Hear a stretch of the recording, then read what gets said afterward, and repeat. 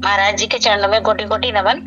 महाराज जी, मेरा प्रश्न था कि फ्री विल जैसा कुछ है, और यदि है तो मतलब किस सीमा तक हमें फ्री विल प्राप्त है, और यदि नहीं है और सब कुछ प्री डिसाइडेड है तो बोध किसको कब कैसे होगा ये भी डिसाइडेड होगा, तो उसमें हमारी क्या भूमिका है? मतलब हमारे प्रयासों का फिर क्या अर्थ रह जाता है? और यदि फ्री विल है तो कितना फ्री विल हमको मिला हुआ है, वो भी मतलब किस पॉइंट ऑफ व्यू से हम उस फ्री विल को जाने? और एक दूसरा और प्रश्न था, मैंने आपकी पुस्तक पढ़ी है, तो पहले तो उस पुस्तक के लिए आपको बहुत बहुत धन्यवाद, क्योंकि ऐसी पुस्तक मतलब मैंने अपने जीवन में नहीं देखी। उसमें प्रश्न 68 पे आपने लिखा है कि संवेदनशीलता एक बुराई है पर देह अध्यास के निवृत्ति के लिए दवाई है। तो वो सेंटेंस मेरे को कुछ मतलब बहुत क्लियर नहीं हुआ, तो इसलिए आपके चरणों में मेरे प्रश्न है। धन्यवाद। फ्री विल को आप जिस कॉन्टेक्स्ट में लेते हैं उस तरीके से फ्री विल नहीं है। जैसे कि यदि आपसे बोला जाए कि अभी आपके सामने कोई वस्तु रखी है तो आपको उसको उठाना है, तो आप उठा भी सकते हो और नहीं भी उठा सकते हो। ठीक, आपके पास में चॉइस करने की क्षमता है। हमारी आवाज़ आ रही है? हाँ जी, हाँ जी। तो आपके पास में चॉइस है यस और नो की। आप वो कार्य कर भी सकते हो और नहीं भी कर सकते हो।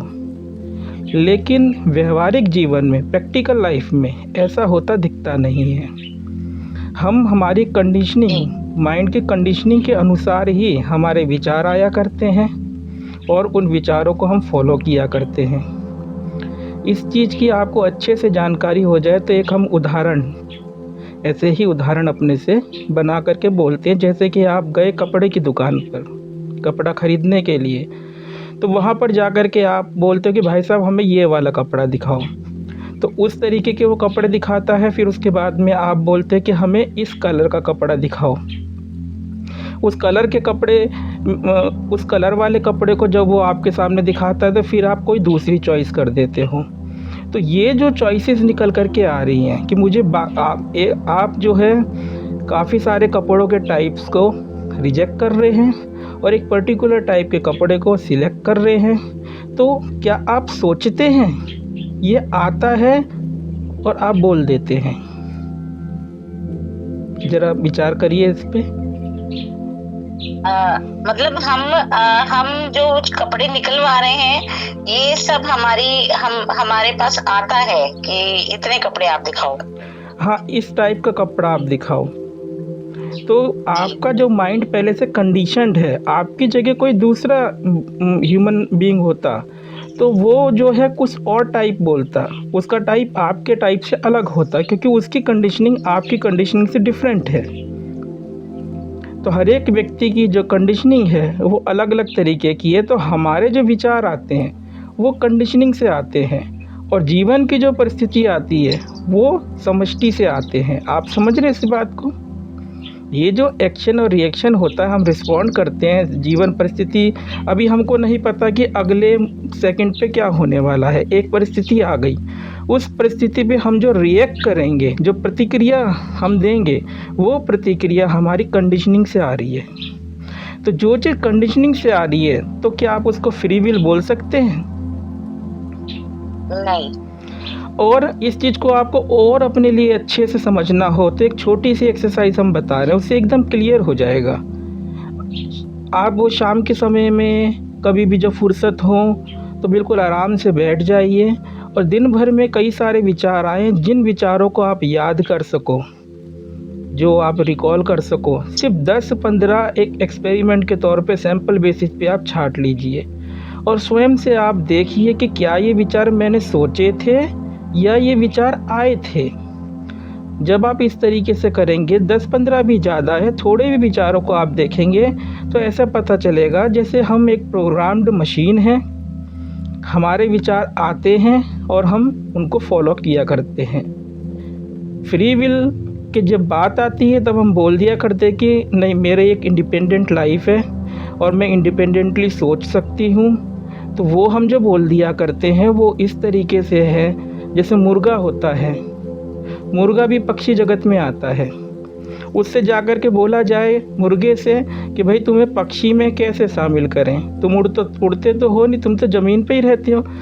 मुर्गा पंख फैला करके कूद फांद करके दिखाएगा कि नहीं मेरे पंख भी हैं, मैं अंडा भी देता हूँ, मेरे कान नहीं हैं, मैं मतलब एक पक्षी जगत का हूँ। लेकिन पक्षी जगत का तो वो है, टेक्निकली तो वो पक्षी जगत का है, लेकिन प्रैक्टिकली उसको पक्षी कहना कहाँ तक ठीक होगा।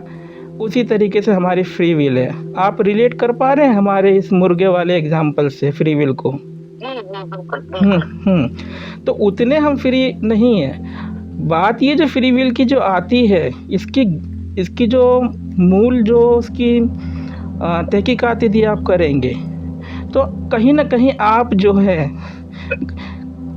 परोक्ष रूप से ये कह रही हैं कि भीतर कोई एक एंटिटी है जो फ्री विल का उपयोग कर सकती है। कोई है, कोई व्यक्ति है, कोई पर्सन है, कोई ईगो है, वो एग्जिस्ट करती है और वो इस फ्री विल को यूज़ कर सकती है। तो हमारा आपसे प्रश्न ये है कि जैसे पता नहीं कितने बैक्टीरिया आपके शरीर के अंदर हैं, क्या आप जानते हैं वो क्या कर रहे हैं? नहीं। हार्ट जो बीट करता रहता है, क्या आपको पता चलता है कि ये हार्ट बीट कर रहा है? इवन के ब्रीदिंग भी आप नहीं लेते हो। पूरा ये शरीर एक, यदि थोड़ी बहुत आपको जो शरीर की ऑटोनॉमी की और बायोलॉजी की यदि जानकारी हो तो पता नहीं कितनी सारी अरबों खरबों प्रक्रियाएं चल रही है और हमें नहीं पता है, हमारी जानकारी के बगैर पता है। इसका मतलब है कि भीतर कोई ऐसा कंट्रोलर, कोई नियंत्रक नहीं है जो कि इन गतिविधियों को संभाल रहा हो। तो शरीर प्रकृति के अंतर्गत है। तो ये विचार हमारे कहाँ से है? ये विचार क्या हमारे अपनी हुकूमत में हो गए? विचार भी कंडीशनिंग से आया करते हैं और हम कंडीशनड हैं।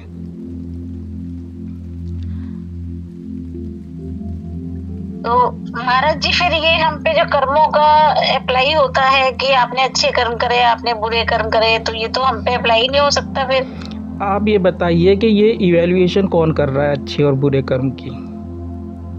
ये डिसाइड कैसे हो रहा है? एक समाज में एक कर्म अच्छा हो सकता है और एक समाज में एक कर्म बुरा हो सकता है।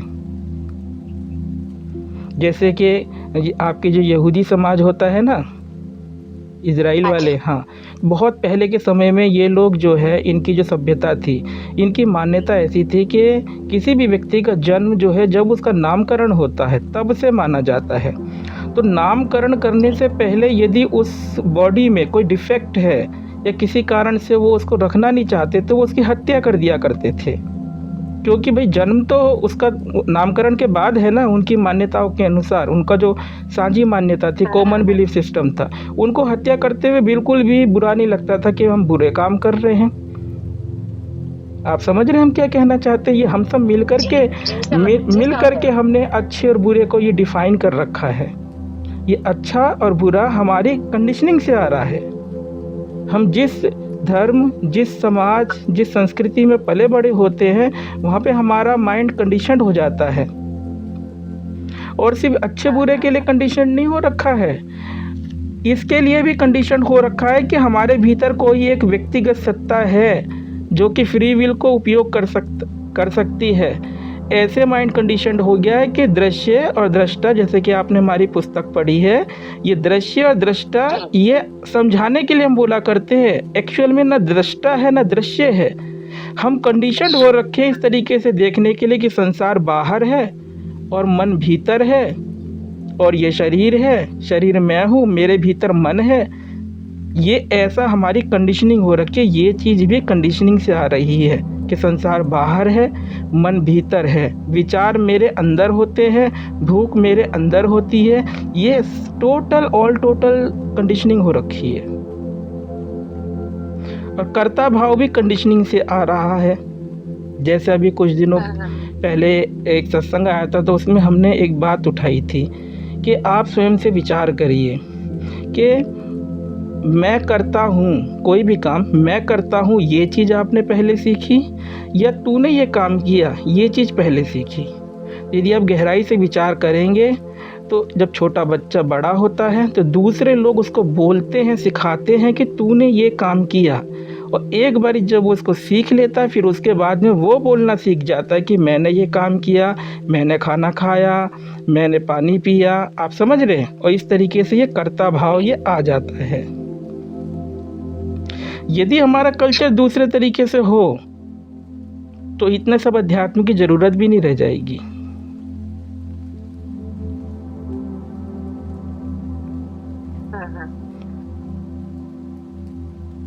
तो ये बोध की जो कंसेप्ट है ये भी हमारी कंडीशनिंग ही है। आपने बोध को एक कंसेप्ट बना लिया है और खेद की बात है कि हमने मोक्ष को या बोध को, एनलाइटनमेंट, इस तरीके के शब्दों को दे करके उसको एक इवेंट बना लिया है, एक एग्जॉटिक चीज़ की, मतलब कोई स्पेशल इवेंट होगा, स्पेशल एक्सपीरियंस होगा, उसको बोध कहते हैं। बोध कोई घटना नहीं है। बोध का तात्पर्य यह है आपके स्वरूप से। और आप जरा थोड़ी सी देर अभी ये सोचिए, क्या ऐसा हो सकता है कि आप नहीं जानते हो कि आप कौन हो? क्या ये संभव है कि आप आपको ही नहीं जानते हो? नहीं ना? नहीं। आप जान रहे हो, ठीक है, बस बाहर से एक बताने वाला चाहिए, कंफर्म करने वाला कि बात यही है। आप स्वयं को कभी भी विषय के तौर पे तो नहीं जान सकते। विषय से हमारा तात्पर्य यह है कि कोई भी चीज़ जो आपसे भिन्न हो, ऑब्जेक्ट हो, तो अपने आप को आप विषय के तौर पे कैसे जान सकते हो? कदापि नहीं। बिल्कुल। अपने आप को जानने के लिए तो बस कुछ नहीं जानना होगा, अपना आप ही रह जाना होगा। हमारे शब्दों को कैच कर पा रहे हैं आप? जी बिल्कुल कर पा रहे हैं। हाँ, उसी चीज़ को हम बोल रहे हैं कि जैसे हम कहते हैं कि एक बारी हम ये जान ले कि विषयगत अनुभवों के बिना मेरा ये होना क्या है। विषयगत अनुभवों से हमारा तात्पर्य ये है कि जैसे कुछ ना कुछ दृश्य दिखाई देता रहता है, शब्द सुनाई देते रहते हैं, भूख, प्यास, विचार, कुछ ना कुछ ये सब कंटेंट्स जो हैं, ये रील्स जो है चला करती हैं, लेकिन ये हमेशा नहीं चला। जी वो जो 7 पॉइंट आपने बताए हैं ये मतलब उससे अलग नहीं, ये 7 पॉइंट ही जो हमने बोले उन्हीं के अंदर ही इंक्लूडेड है सब कुछ।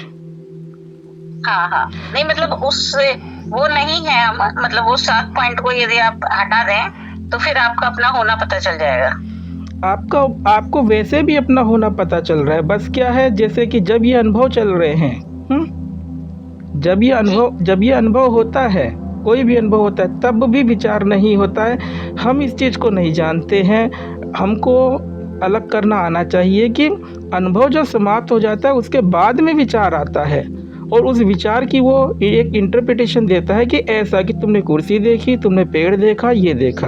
और ये चीज़ को जानना इतना ज़्यादा सरल है कि लेकिन वो सरलता हमको समझ में नहीं आती है, क्योंकि हमको लगता है जटिलता ही अच्छी लगती है कि भाई अध्यात्म में तो कुछ मतलब कुछ होना चाहिए, जलेबी की तरह गोल गोल टेढ़ा मेढ़ा।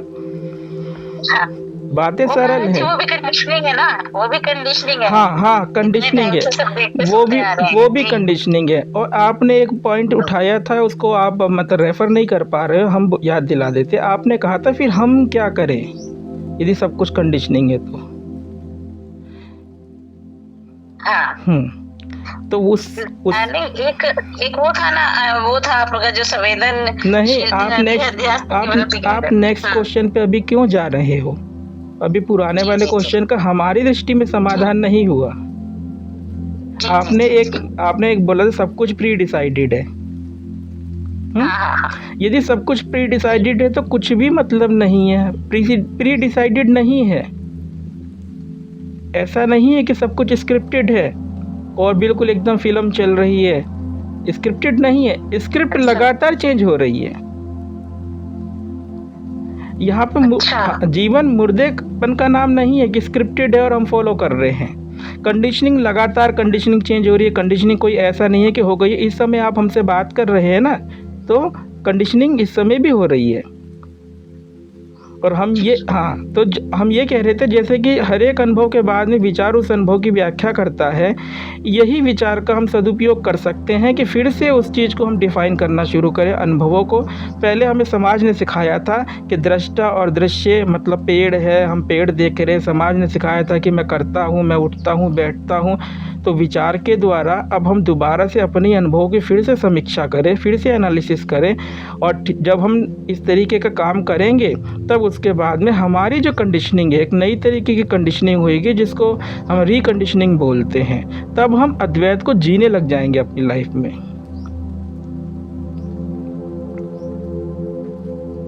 अभी बोध को लेकर के हमारे मन में ये धारणा है कि कोई एक पर्टिकुलर इवेंट होएगी कभी ज़िंदगी में, उसके बाद में अगले दिन से मैं रातों रात चेंज हो जाऊंगा, ऐसा नहीं है। आपका जो माइंड है, आपकी जो बॉडी है, पहले से कंडीशनड है उस तरीके से व्यवहार करने के लिए, और इस संसार में रहना है तो वैसा व्यवहार करना भी पड़ेगा। लेकिन जब आप नई दृष्टि से जीना शुरू करेंगे तो ये धीरे धीरे करके चेंज होगा, और जिसको व्यक्ति भाव कहते हैं, हमें लगता है कि हम ये व्यक्ति हैं। तो बोध आपको यदि है तो ये तो पहले ही ज्ञान मार्ग के अंदर क्या है, पहले ही दिन से आपको बोध है कि शरीर मैं नहीं हूँ, ये व्यक्ति मैं नहीं हूँ। और ऐसा नहीं कि ये सिर्फ कहने सुनने भर का बोध है, ये प्रैक्टिकल रियलाइजेशन है। लेकिन ये टिकेगा नहीं, क्योंकि आपका व्यक्ति भाव बार बार आएगा, बार बार आप उसी तरीके से देखने के लिए बाधित होंगे, क्योंकि पुरानी कंडीशनिंग को थोड़ी ना पता है कि आपको कोई बोध हो गया है। वो तो एक मशीनरी है, वो तो वही फॉलो करेगी अपना जो उसके जो जैसा भी है प्रोग्रामिंग। तो जब आप नए तरीके से आप कंडीशनिंग जब ये होनी शुरू हो जाएगी, तो उसके लिए ये भी नहीं है कि आप प्रैक्टिस करेंगे किसी खास तरीके की, कोई साधना करेंगे, नहीं। सबसे मुख्य बात है कि यदि आप हमसे जुड़े हैं तो जो हम लिखते हैं या सत्संग कहते हैं उनको सुना करिए, तो धीरे धीरे सारी चीज़ों को आप मतलब आत्मसात कर पाएंगे कि हम कहना क्या चाहते हैं। और चीज़ें आपको सुनने में और पढ़ने में जटिल लग सकती है, लेकिन है बहुत ज़्यादा सरल, करने जैसा कुछ भी नहीं है। जी बहुत क्लियर है सर। और हाँ, बहुत अच्छा लिखा है।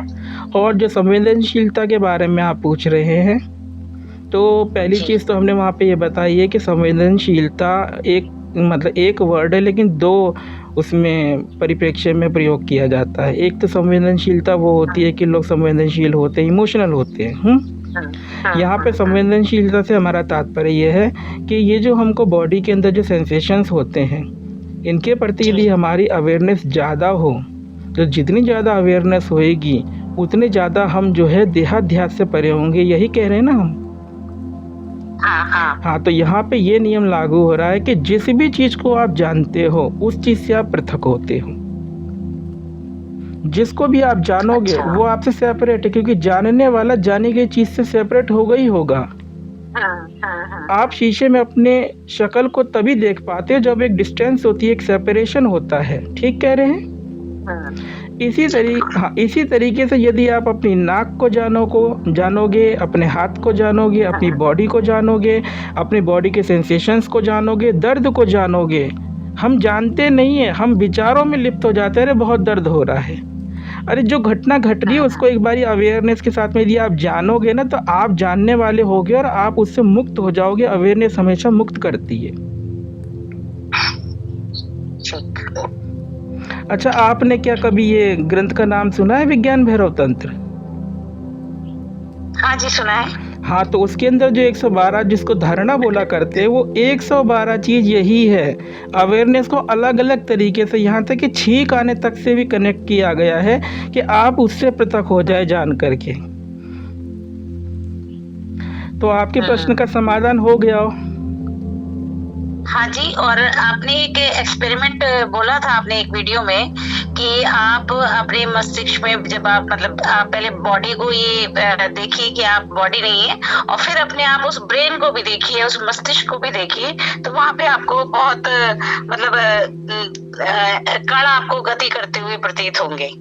क्या एक वीडियो में आपने बोला, महाराज जी आपने बोला था ना एक वीडियो में कि जब आप बैठेंगे और आप ये जानेंगे कि आप शरीर नहीं है, इस उसमें जाएंगे और फिर आप अपने उसको ब्रेन को माइंड को देखेंगे, तो आपको वहाँ पे एक जब वो सब गायब हो जाएगा और कण प्रतीत होंगे गति करते हुए। अच्छा, अब हाँ, हम समझ रहे। वो हमने किताब के अंदर वो एक्सपेरिमेंट हुआ। हाँ, वो हुआ बिल्कुल। अच्छा हुआ। बिल्कुल, मतलब वो पता चला। हाँ, बिल्कुल हुआ। हाँ तो वो हुआ ना, तो आप मैंने देखा। नहीं, आप उसमें और गहराई में जाएंगे तो वो जो कर्ण है वो भी गायब हो जाएंगे, केवल मत शून्यता और रिक्तता रह जाएगी। और गहराई में जाइए ना उसकी। हाँ हाँ हाँ, उस अच्छा अच्छा। हाँ उसमें हम वो पूरी घटना, मतलब वो पूरा सब कुछ हुआ मेरे साथ। कि हाँ, पहले वो लेकिन मतलब हम उससे हाँ जो समझाना चाहते हैं अभी क्या है ना, जी आपकी हमसे डायरेक्ट हाँ बात हो रही है तो उसका आप फायदा लीजिए। जी तो हम ये हाँ जी कहना चाहते हैं कि सॉलिडिटी जो है, जो हमें ये स्थूल प्रतीत होता है मस्तिष्क, ये भी जी। धारणा है, ये हमारा हाँ एक्सपीरियंस नहीं है। एक्सपीरियंस में यदि जाएंगे हाँ तो वही बिंदु हैं जो वाइब्रेट कर रहे हैं। हाँ इसको हाँ हाँ आप हाँ। अपने लिए वेरीफाई करिए। और कुछ भी ये वेरीफाई मैंने किया, ये वेरीफाई किया था महाराज जी। हम्म। इसीलिए मैं बता रही थी आपको कि जो आपने बोला था वो मैंने वेरीफाई किया। तो हमको भी खुशी है कि कोई इतनी गहराई से सुनता है, पढ़ता है। जी, मैं यही मैं बताना चाह रही थी कि वो वेरीफाई किया, वो हुआ, और वो मतलब बिल्कुल स्पष्ट रूप से आया सामने। तो उसको आप मेडिटेशन बना लीजिए ना, यदि आपके पास में समय जी है। तो आप उसको हाँ, मेडिटेशन बना लीजिए। ठीक ठीक ठीक। हम्म ठीक महाराज हम आपको एक सजेशन जी दे रहे हैं। जी। तो आप अब अगले पे चलें, अगले। हाँ जी, धन्यवाद। धन्यवाद चरणों में नमन, कोटि कोटि नमन आपको। जी। धन्यवाद महाराज।